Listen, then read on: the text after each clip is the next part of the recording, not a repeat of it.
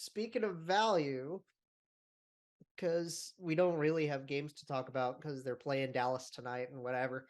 Um, big trade broke overnight, and this is what's starting the blockbusters pre-deadline. We've got some fun coming up after deadline, but this is a big one that broke last night. Ryan O'Reilly is a Toronto Maple Leaf. Yes. Ryan O'Reilly and Noel Acciari going from St. Louis to Toronto. Let me actually pull up the tweets here. This is huge because like Kyle Dubas normally breaks his trades like overnight and then people don't find out until the morning and they're like, oh. Yeah. That has been a staple of Kyle Dubas. But this actually happened like, before people went to bed last night. So people have actually been able to talk about it for a bit. Here we go. Here's the tweet thread. Toronto Maple Leafs. We have acquired Ryan O'Reilly and Noel Acciari in a 3-team trade with St. Louis and Minnesota. St. Louis receives Mikhail Abramov and Adam Gaudette. Abramov, prospect, Adam Gaudette. He's an NHL player, but he's been playing mostly in the minors this year. He's like a fringe bottom six guy who had a good college career, but he's more filler than anything, like a roster spot. He's fine. He's a good name. I like his game. Yeah, he's just not impactful enough to be a consistent NHL player, in my opinion. But he is a guy that you can play in a pinch. Yeah. So those two players, they get Toronto's first-round pick this year. Ottawa's third-round pick this year. And that was from the Matt Murray deal. That was the Matt Murray trade. And Toronto's second-round pick in 24. Minnesota gets Toronto's fourth-round pick in 2025, which is magic beans. Yes, absolute magic beans. And they do it in return for taking on a little bit of the cap hit. So before we get to the retention part, because that's actually a big, huge part of this. Yeah, it's because it helps them be able to make the deal. This is the all-in push that the Leafs are making. You solidify a portion of your middle six, if not your top six, if you want to try O'Reilly on the wing. Yeah. Right? Like, imagine your center depth as, like, Austin Matthews, John Tavares, Ryan O'Reilly, and David Kampf. Yeah. Whoa. I'm going to tell you right now, they're not playing all three of these guys at center. No, because Noel Acciari is a center. That's the other thing about this, is getting Noel Acciari out of it, too. I love the Noel Acciari addition to it. Noel Acciari is going to be fantastic. This is exactly the kind of player they need for their bottom six. This is a guy, his expected goals against this year on ice this season, 80th percentile. Wow. He's been fantastic defensively. Him and David Kempf as your 1-2 punch shutdown guys. Expected goals for 64%. It's like, whoa. That is like a perfect shutdown center depth for your bottom six. Like, you will not get past the middle anywhere. Yeah, absolutely. Kampf and him will be fantastic in that role. I think Ryan O'Reilly is your number 2 center. Really? You think they're going to shift Johnny T over, huh? They're going to shift him to the wing. It's been talked about for a while. Yeah. This has been a conversation point for a lot of people with the Leafs there's 2 reasons they're doing this. Okay. One, this is absolutely an all-in push. Yes. But 2, I think that this is a chance for Toronto to shift John Tavares to the wing permanently. And this will do 2 things for him. It will allow him to be an effective player longer. And I think it will allow them to maximize his value. Right. The thing that we always talk about is, Tavares needs a left winger. Tavares needs a left winger. What if he is the left winger? The left winger. Yeah. Because John Tavares, for as fantastic as he is offensively, has never been a good defensive player ever. That's not going to change in his 30s. Okay. Right. However, it doesn't matter as much how he plays defensively if he's a winger, if your centerman is Ryan O'Reilly, A who's one of the Selkie best caliber. Yeah. yes, one of the best two-way centers in all of hockey. Conn Smythe winner with the Blues in 2019. He was their Getting captain. a guy who has won a cup, who's been a captain. Like, you're getting everything that Maple Leafs fans have wanted on their roster, they're getting in one trade. They're getting someone for the bottom six in Noel Acciari. They're getting a top six player who has won a Stanley Cup, who's good defensively, who's good offensively. Great leader. Great leader. Not afraid to get their nose dirty. The only thing they need to do now is go out and get a defenseman. Ryan O'Reilly's had a fun career. He has. Because, like, he gets drafted in the Duchesne draft. We're the Colorado, like, first three picks for the Colorado Avalanche. Do you remember who they are? Duchesne, O'Reilly, and Tyson Barrie, right? Yep. Yeah. That's a pretty insane first three picks for a draft. It's like, whoa, and they're all gone. They're all gone but by they're now. all like key parts of being able to bring back guys who could help them win a cup, you know. Duchesne deal unbelievably helped Colorado. Yes. The Tyson Barrie deal brought them Nazem Kadri. Mm-hmm. The O'Reilly deal didn't really help them in the long run win a cup, but like still like unbelievable. Yeah, but so then O'Reilly goes to Buffalo, and unfortunate how it ended up with him in Buffalo, and just Miserable everything. Just because that was really the miserable middle of the road years where they just couldn't do anything with Jack and Ryan. So Jack was there. It wasn't going well. Ryan was there. Evander Kane was there. Robin Leonard was there. God. And it was just miserable. Everyone hated it. Ryan even said, like, playing in Buffalo, he lost his love for the game of hockey. And it's the same thing I say happened for Robin Leonard. Like, you know, and it's nothing against the city of Buffalo. No. You know, obviously, like, people are having a grand old time in Buffalo right now. It's not yeah, exactly. It was the culture of the team and how things were run at the time. It was so unbelievably bad. Mm-hmm. People just didn't like being there. But then he goes to St. Louis, and lo and behold, look at what he did.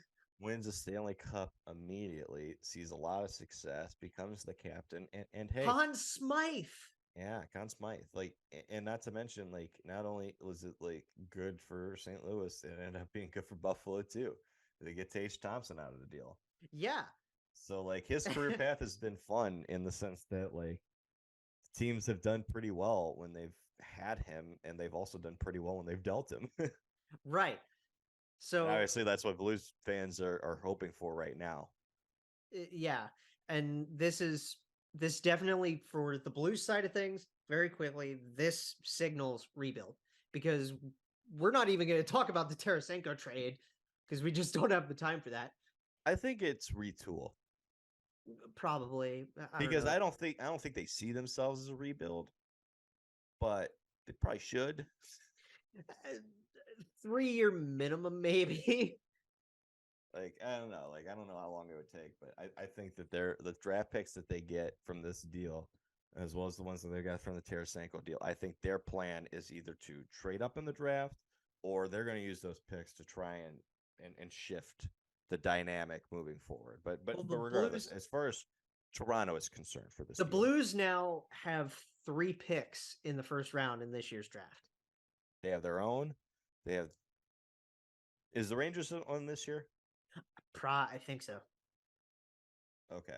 I'm not entirely sure, but I haven't looked at those trade details in a while because it broke when I was like in the middle of doing things. But they have Toronto's. They have their own. No, I think it was actually next year's deal, because the Rangers' first round pick this year went to Dallas in the Lundqvist deal. Or wait, was it? Or is it the other way around? Oh no, it doesn't matter. Yeah, go ahead. It doesn't really matter. The big thing is they have 3 first round picks in this year's draft. Yes, they do. They do. Can confirm. I was being an idiot for a second. Anyway, go on. Go on. So they have those, and they're, they can use those however they want. We know Doug Armstrong is a very, very smart general manager, so he knows what he's doing. Yeah. And they have their core too still. Like they have the nice young core that's centered around Thomas and Cairo. Mm-hmm. They have a few good supporting pieces still. Mm-hmm. Barbashev might be on the move. Who knows? He's probably going to get on the move too, and they might get a first-round pick for him. Yeah. Bennington is Bennington. You just invested in that. That's all we'll Not say about it. entirely sure he's a Blue next year. Who knows? But yeah, now that O'Reilly's gone and Acciari, they've got some work to do. They do. They got their work cut out for them, but this is a good start. This is obviously a great draft class to start a retool or rebuild in, obviously. So they're going to have several picks to do it. And they've got good pieces long term that are young. Yes. Obviously Robert Thomas, Jordan Cairo. So like they're a team that I don't think is close to being a cup contender. Like that window has closed, but I think just as easily it can be reopened in short order if you make the right moves. Yes. But it's tough because the other core that they've got signed is a little older. Braco, Falk, Bennington is not young. Like they got some pieces that are signed longer that are a little bit on the older side that they need to get that sorted out. Is Letty still there? Or did he move? Who? Nick Letty. Like Nick Letty's still there. He's got like 2 years on his deal. Oh God. So like after this season. So okay, not ideal. All right, and then obviously Toronto gets a huge center that they need, and they're not done. They can move Hall, they can move Kerfoot still. They have like 3 pieces that they can still move in order to make a lot of space. They're probably not going to move Hall. Probably not. I don't know why. It's weird because like Hall's such like when he's good, he has very, very solid games, but when he's bad, it's a really big stinker. It's good Branson level. It's like a huge stinker. It's just wow how bad and those games, they happen every once in a while for Justin Hall. But then he gets defined by those games because it's Toronto and it's just wow. Yeah, no doubt about it. He wouldn't have this media attention if he played in Anaheim. Like, but they need a steady defenseman, probably a right-hand shot defenseman. This is my issue with Toronto. Like, I love this move for Toronto, and I think that this gives them a better chance to be a threat. But I just can't take them seriously with Morgan Rielly as their number 1 defenseman. The thing about that's the thing is like Mo is such a Paul Coffey like defenseman where he's just go. He's a rover. It's all time. Yeah, he needs that Kevin Lowe to really play back and cover those defensive deficiencies. And that's been talked about so long. Like he's talented offensively. He's dynamic in that sense, but he hasn't even been great offensively this year. He's only got 2 goals. But this has been a talking point for like a half a decade now. Right. At what point is it not so much we can't find a defensive partner for him, or is it he's hard to play with and he can't be your number 1 defenseman ever? I don't know. I couldn't tell you, man. I really as a guy that cheers for that team and enjoys players on that team. I don't know. I really couldn't tell you because he mostly works well with Brody. Brody's evolved his game to the point where he's the ultimate defensive guy. He's like the only defenseman that they've ever found to play with him, and he's left-hand shot. And I know he can play the right side, but you'd like a right-hand shot to play with him. Right. And playing Brody with Riley does take away a little bit of what you want to do defensively. Lily is fine. Like Timothy Liljegren is okay. I like his game. I like his game. Gotten a lot stronger as the years gone along. But he's just not at that level yet to play with a guy like Mo. Yes. He's not a first pair defenseman. I think he's going to be a really good second pair defenseman. He's great with Rasmus. He's great with Sandin. Sandin struggled. I still think he's going to be a good second pair defenseman too.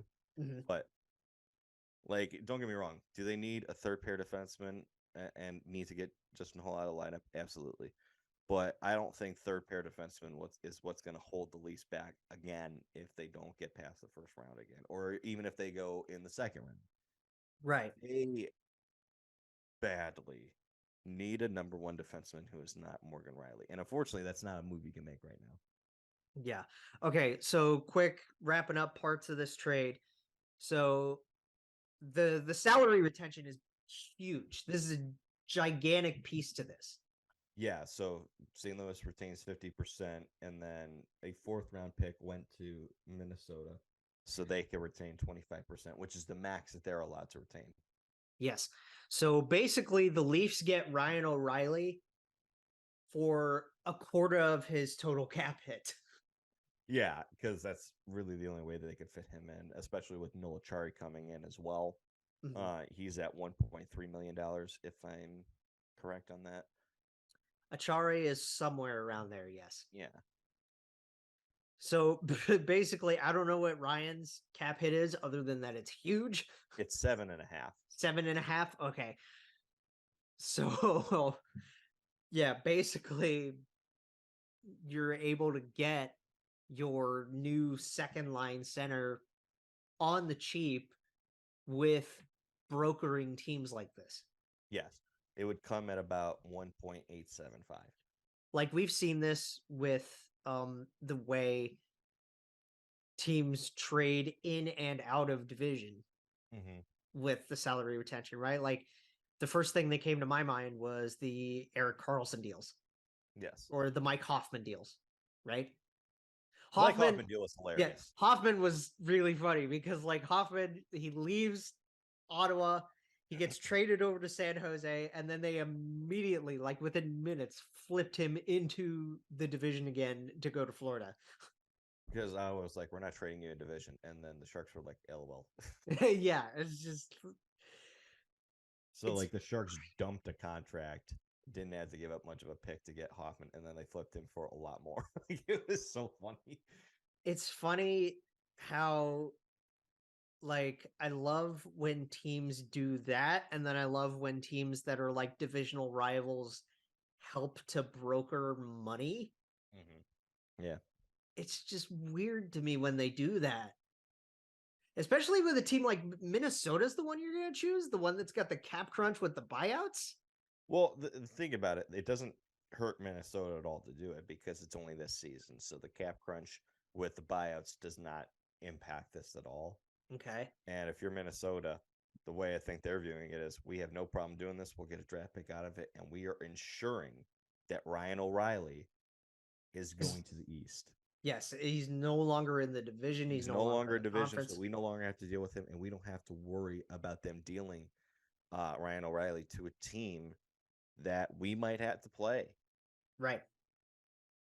So I get that from Minnesota's perspective because, with the teams that you look at that are ahead of them, is they're kind of holding on to a playoff position right now. They've only got Calgary 2 points behind them. We'll talk about Calgary in a second. That's something I would do too. And then just to wrap it up, the Leafs also get Josh Pilar, who's a prospect from the Wild, to just tie a bow on the trade. So pretty much it's like, yeah, the Toronto wins this big time. It's a huge blockbuster. It's probably, we had the Tarasenko deal. Is this bigger than the Tarasenko deal? It is. It absolutely is. Because here's the thing: the reason that some people may say Tarasenko is because Tarasenko in his prime was such a big name. Right. And he still is a big name. He's the Tarasenko show. Yeah, he is. But in terms of substance, like if you're picking a player to add to your team to help you win a cup this year, just a rental. I would say about more than 85% of GMs would pick Ryan O'Reilly over Vlad Tarasenko. Oh yeah. Because he's a center, yeah. because he's a great two-way center. Mm-hmm. And he's shown that he can be a number one center on a team that wins a cup, even though that's not what he is now. He's a good number two. He has shown that he can be relied on in that way.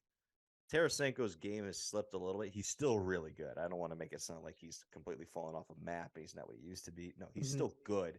He's just not that point per game player good that he used to be. Like if you give him 82 games this season, he can get you 30 goals and 60, 65 points. He's still really good, but he's not what he used to be. Him playing with Panarin's going to be fun.